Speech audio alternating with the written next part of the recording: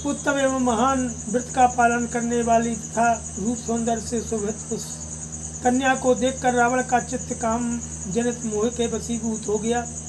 उसने अट्टहास करते हुए इसे पूछा, अरे भद्रे, तुम अपनी इस युवावस्था के विपरीत यह कैसा बर्ताव कर रही हो? तुम्हारे इस दिव्य रूप के लिए ऐसा आचरण कदापि उचित नहीं है। हे भीरु, तुम्हारे इस रूप की कहीं तुलना नहीं है।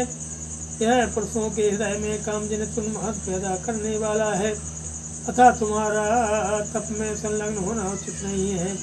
तुम्हारे लिए हमारे हृदय से बड़ी यही निर्णय प्रकट हुआ है। अरे भद्रे, तुम किसकी पुत्री हो? यह कौन सा व्रत कर रही हो? हे सुमुखी, तुम्हारा पति कौन है? हे भीरु, जिसके साथ तुम्हारा संबंध है वह मनुष्य भूलोक में महान पुण्यात्मा है।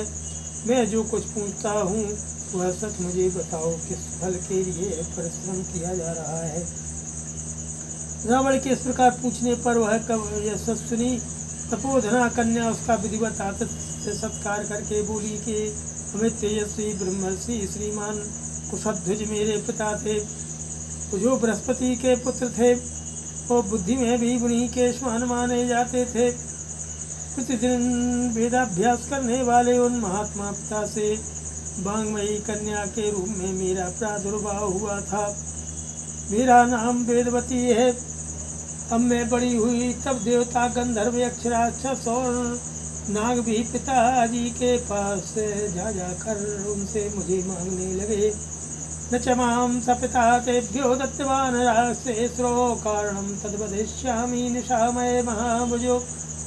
पितृस्तु मम जामाता विष्णुः किल सुरेश्वरः अभिपेतस्त्रिलोके तस्मान्यस्य मे पिता दातुमिच्छति तन्मयितु एतत् श्रुत्वा बलिदर्पितः शम्भुर्नाम ततो राजा दैत्यानां कुरुतो तेन रात्रौ शयानो मे पिता वा पापेन हिंसितः ततो मे जननी दीना तत्शरीरं पितुर्ममो परिस्वज महाभागा प्रविष्टा विवाहिनं ततो मनोरथं सत्यं पितुर्नारायणं प्रति करोमीति तमेवाहं हृदयेन समुद्वहे इति प्रतिज्ञामारुह्य चरामि विपुलं तपः एतत्ते सर्वमाख्यातं मया राक्षसपुङ्गवो नारायणो मम पतिर्नुतन्यः पुरुषोत्तमात् आश्रये नियमं घोरं नारायणपरीक्षया विज्ञातस्त्वं हि मे राजन् गच्छ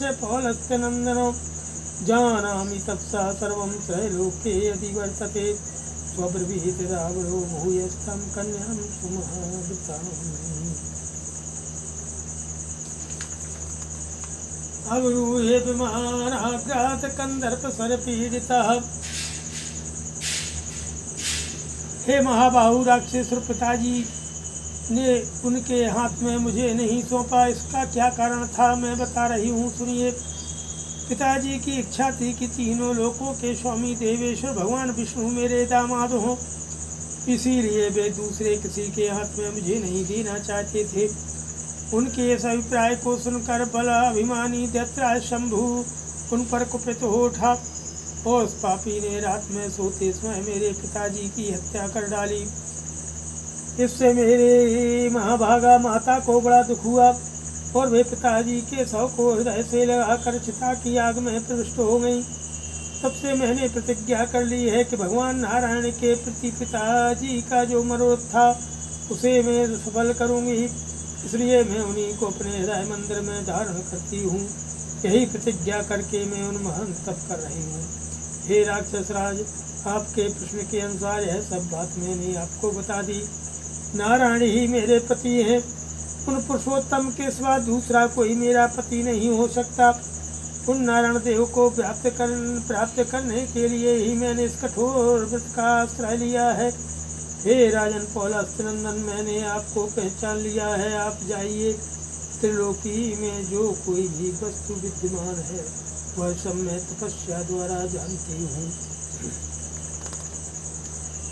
ये सुनकर के रावण काम से पीड़ित हो विमान से उतर गया और उस उत्तम महान व्रत का पालन करने वाली कन्या से फिर बोला कि अवलिप्ता शिशुश्रोणीयस्यास्ते मतिरिदिशि वृद्धानां मृगसावाक्षी विराजते पुण्यसञ्चयः त्वं सर्वगुणसम्पन्ना नार्यसे वक्तुमीदृशं त्रैलोक्यसुन्दरी भीरु यौवनं ते अतिवर्तते अहं लङ्कापतिर्भद्रे दशग्रीवतिश्रुतः कश्मे भवभार्या त्वं भुक्तिभोगान्यथा सुखं कश्चितावदसहूयं त्वं विष्णुरित्यभिभाषसे वीरेण तपसा चयुर्भोगेन च बलेन च समयानो समो भद्रेयं त्वं कामयसि चेत्युक्तवती तस्मिन् तु भेदवत्यत सा ब्रवीत् मामैवमिति सा कन्या तमुवाचन साचरं त्रैलोक्याधिपतिं विष्णुं सर्वलोकनमस्कृतं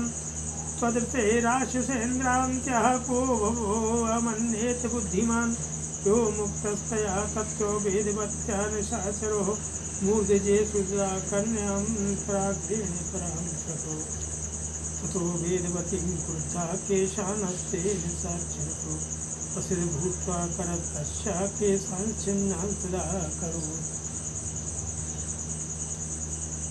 हे सुष्वणी, तुम गर्वीली जान पड़ती हो, तभी तो तुम्हारी बुद्धि ऐसी हो गई है। मृग साहब अकलोचने इस तरह पुण्य का संग्रह बूढ़ी स्त्रियों को ही शोभा देता है, तुम जैसी युक्ति को नहीं। तुम तो सर्वगुण संपन्न एवं त्रैलोक्य की ऐसी सुंदरी हो, तुम्हें ऐसी बात नहीं कहनी चाहिए। हे भीरू, तुम्हारी जवानी बीती जा रही है। अरे भद्रे, मैं लंका का राजा हूँ, मेरा नाम दशग्रीव है। तुम मेरी भार्या हो जाओ और सुखपूर्वक उत्तम भोग भोगो। पहले है तो बताओ, तुम जिसे विष्णु कहती हो वह कौन है? अंगने भद्रे, तुम जिसे चाहती हो वह बल पराक्रम तप और भोग वैभव के द्वारा मेरी समानता नहीं कर सकता। उसके ऐसा कहने पर कुमारी वेदवती उस निशाचर से बोली, नहीं नहीं, ऐसा न कहो। राक्षसराज भगवान विष्णु तीनों लोकों के अधिपति है, सारा संसार उनके चरणों में मस्तक झुकाता है। तुम्हारे सिवा दूसरा कौन पुरुष है जो बुद्धिमान होकर भी उनकी अवहेलना करेगा? वेदवती के ऐसा कहने पर उस राक्षस ने अपने हाथ से उस कन्या के केश पकड़ लिए। इससे वेदवती को बड़ा क्रोध हुआ। उसने अपने हाथ से उन केशों को काट दिया। उसके हाथ ने तलवार बन करके तत्काल उसके केशों को मस्तक से अलग कर दिया।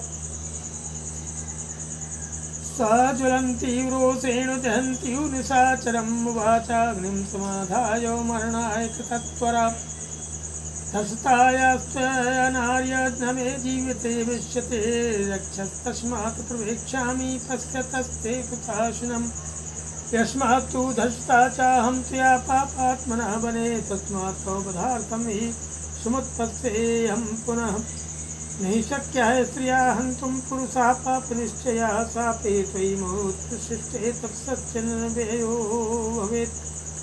यदि त्वस्ति मया किञ्चित् कृतं दत्तं हुतं तथा तस्मात् तयो निजा साध्वी भवेयं धर्मणा सुता।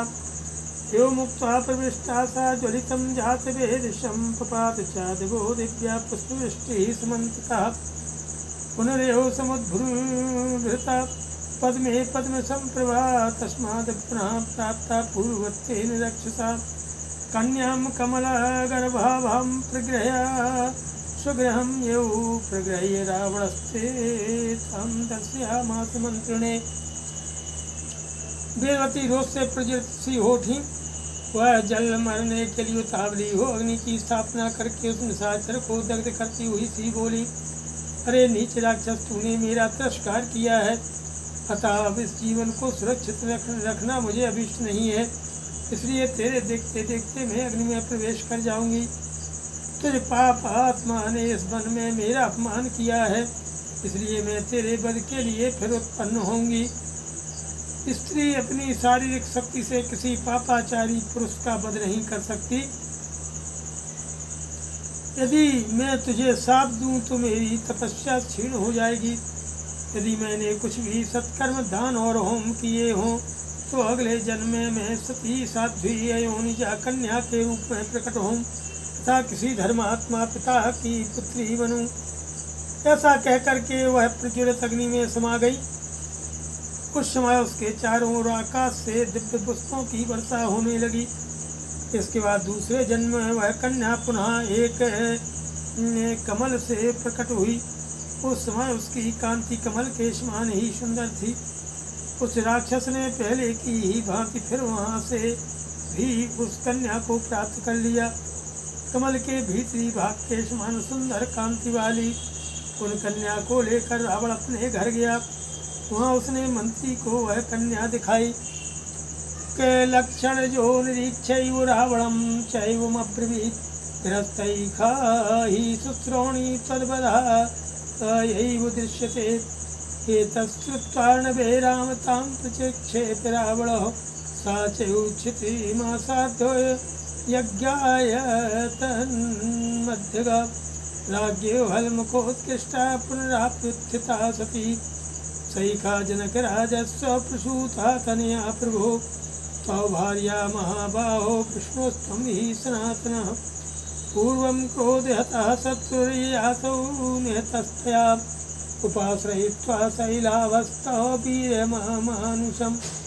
यो मेघा महाभागा मर्त्ये मृत्य पत्यते पुनः क्षेत्रे हलमुखोत्कृष्टे वेद्यामग्निशुकोपमा। रेखा वेदवती नाम पूर्वमासीत् कृते युगे त्रेतायुगमनु प्राप्तो पदार्थं तस्य रक्षतः। उत्पन्ना मैथिलकुले जनकस्य महात्मनः सीतोत्पन्ना तु सीतेति मानुषैः पुनरुच्यते। मंत्री बालक बालिकाओं के लक्षणों को जानने वाला था। उसने उसे अच्छी तरह देखकर रावण से कहा, राजन, यह सुंदरी कन्या यदि घर में रही तो आपके वध का ही कारण होगी, ऐसा लक्षण देखा जाता है। तो श्री राम ये सुनकर के रावण ने उसे समुद्र में फेंक दिया। इसके बाद वह भूमि को प्राप्त होकर राजा जनक के यज्ञ मंडप के मध्यवर्ती भूभाग में जा पहुंची। वहाँ राजा के हल के मुख भाग से उस भूभाग के जोते जाने पर वह सती साध्वी कन्या फिर प्रकट हो गई। हे प्रभु, वही यह वेदवती महाराज जनक की पुत्री के रूप में प्रादुर्भूत हो आपकी पत्नी हुई है। हे महाबाहो, आप ही सनातन विष्णु हैं। उस वेदवती ने पहले ही अपने रोष जनित साप के द्वारा आपके उस पर्वताकार शत्रु को मार डाला था, जिसे अब आपने आक्रमण करके मौत के घाट उतारा है। हे प्रभु, आपका पराक्रम अलौकिक है। इस प्रकार यह महाभागा देवी विभिन्न कल्पों में पुनः रावण वध के उद्देश्य से मर्त्यलोक में अवतीर्ण होती रहेगी। यज्ञ वेदी पर अग्निशिखा के समान हल से जोते गए क्षेत्र में इसका आविर्भाव हुआ है। यह वेदवती पहले सतयुग में प्रकट हुई थी। फिर त्रेतायुग आने पर उस राक्षस रावण के वध के लिए मिथिलावर्ती राजा जनक के कुल में सीता के रूप में अवतीर्ण हुई। सीता हल जोतने के भूमि पर बनी हुई रेखा से उत्पन्न होने के कारण मनुष्य इस देवी को सीता कहते हैं। श्रीमद् रामायण वाल्मीकि आदि काव्य उत्तरकांड 1 सप्तदश सर्ग। सियावर रामचंद्र